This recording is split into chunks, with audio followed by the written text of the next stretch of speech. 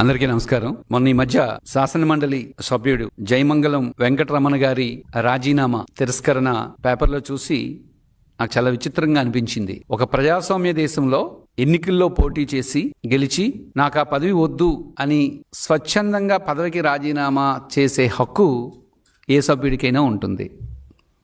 అలాగే శాసనమండలిలో ఎమ్మెల్సీగా ఉన్న అభ్యర్థి స్వచ్ఛందంగా ఎమ్మెల్సీ పదవికి రాజీనామా చేసే హక్కు కలిగి ఉంటాడు.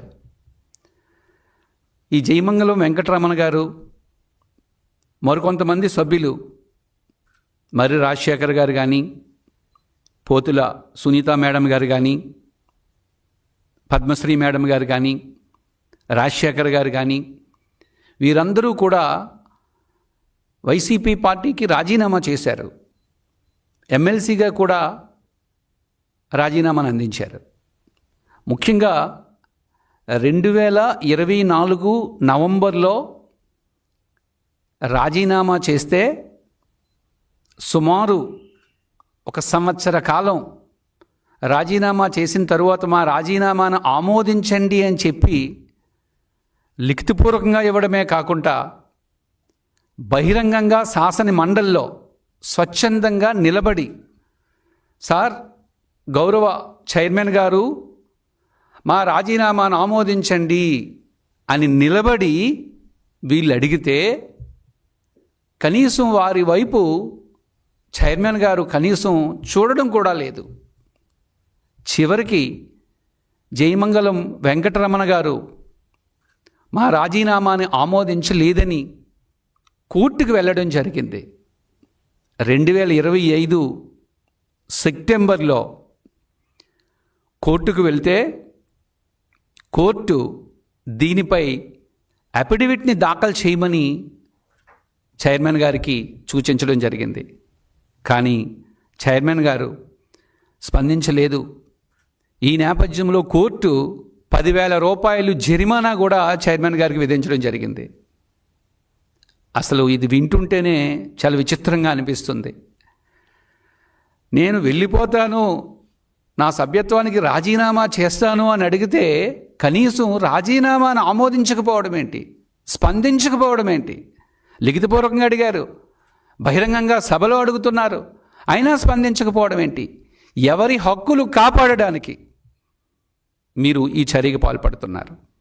అసలు ఎక్కడైనా సరే ఒక కోర్టు చైర్మన్కి 10,000 రూపాయలు జరిమానా విధించే సందర్భాలు ఎక్కడైనా మనం విన్నామా? ఎంతో హుందాగా ఉండే ఆ చైర్మన్ పదవికి అది కళంకం కాదా?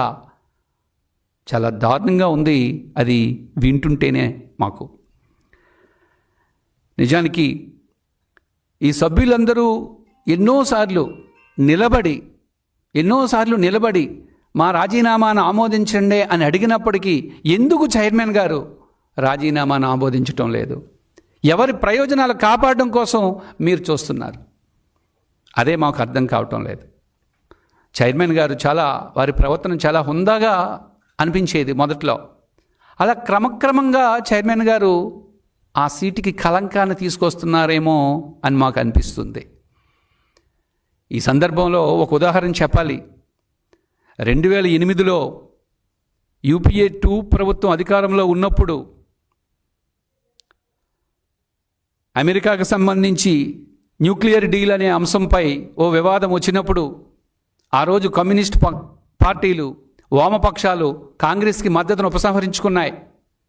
అలా ఉపసంహరించుకున్నప్పుడు అప్పటి స్పీకర్ అయిన సోమనాథ్ చటర్జీ గారిని తమను కూడా పదవికి రాజీనామా చేయమని అడిగాయి.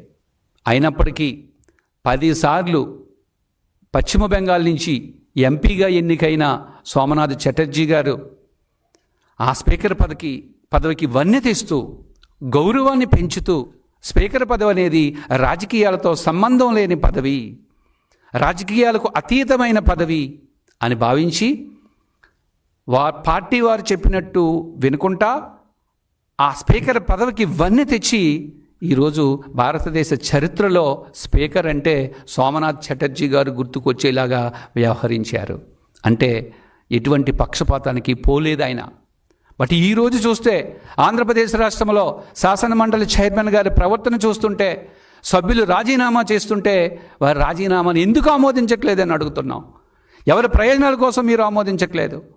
కోర్స్ మీరు వైసీపీ పార్టీ నుంచి ఎమ్మెల్సీగా గెలిచి ఉండవచ్చు, లేదా మీ పార్టీ నాయకుడు మిమ్మల్ని చైర్మన్గా ఆ సీట్లో కూర్చొని పెట్టి ఉండవచ్చు. అంత మాత్రాన దయచేసి ఆ పదవికి, ఆ సీటుకి కలంకం తేవద్దని మేము కోరుతున్నాం. మీకు నిజంగా మీ పార్టీకి ప్రచారం చేసుకోవాలనుకుంటే చేసుకోవచ్చు, మీ పార్టీ కోసం పోరాటం చేయాలంటే పోరాటం చేయవచ్చు, కానీ ప్రజాస్వామ్యాన్ని మాత్రం కూనీ చేయకండి. ఎందుకంటే ఎంతోమంది యువత రాష్ట్రం వైపు, ప్రజాస్వామ్యం వైపు నిత్యం చూస్తూ ఉంటారు.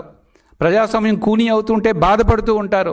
ఒక సభ్యుడు రాజీనామా చేస్తే సహేతుకమైన కారణం లేకపోవడం వల్ల నేను తిరస్కరిస్తున్నానని మీరు చెప్తున్నారు. ఏంటి ఆ సహేతుకమైన కారణం? అసలు మీరు తిరస్కరణలో ఉన్న సహేతుకత ఏది? ఏ రీజన్తో మీరు తిరస్కరిస్తున్నారని చెప్పి ఈరోజు మేము మిమ్మల్ని ప్రశ్నిస్తున్నాం. మహాభారత యుద్ధంలో కర్ణుడు ఉంటాడు, గొప్ప దానం చేసిన వ్యక్తి, అన్ని విద్యలు తెలిసిన వ్యక్తి, గొప్ప వీరుడు. అంతటి వీరుడు కేవలం అధర్మం వైపు నిలబడడం వల్ల, దుర్యోధనుడి వైపు నిలబడడం వల్ల తన వీరత్వానికి, తన దానత్వానికి కలంకం వచ్చింది.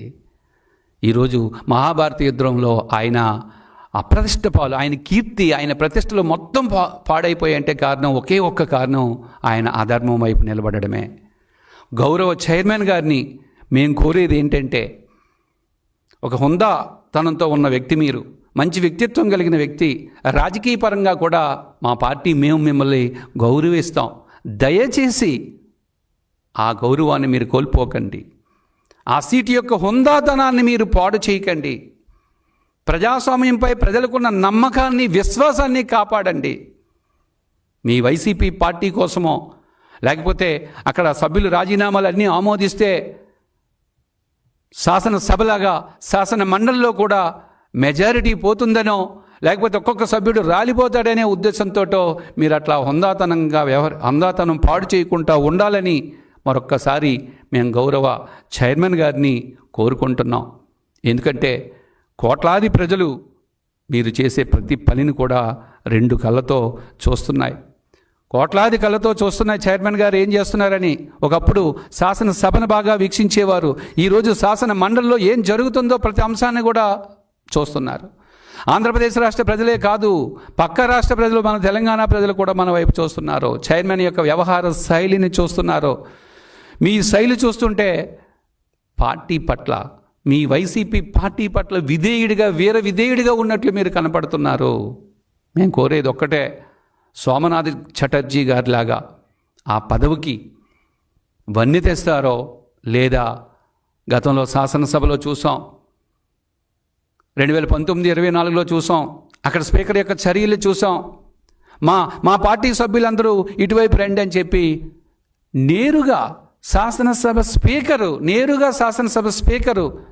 స్పీకర్ స్థానంలో కూర్చుంటే మా పార్టీ, మీ పార్టీ అనేది ఉండకూడదు. ఆ రోజు ఆయన అలా అన్నాడు కాబట్టే కోట్లాది ప్రజలు చూశారు. 2024లో ఒక అద్భుతమైన తీర్పునిచ్చారు. ఈరోజు శాసన మండలి ప్రజలందరూ చూస్తున్నారు. దయచేసి మీరు నిష్పక్షపాతంగా, రాజకీయాలకు అతీతంగా వ్యవహరించి ఆ చైర్మన్ పదవికి మరింత వన్నె తేవాలని మేము కోరుకుంటున్నాం. అంతేగాని మీ పదవిని, మీ హుందాతనాన్ని దిగజార్చవద్దు. వైసీపీకి, ఆ పార్టీకి మీరు లొంగిపోయి పక్షపాతంగా వ్యవహరించొద్దని నేను కోరుకుంటున్నాను.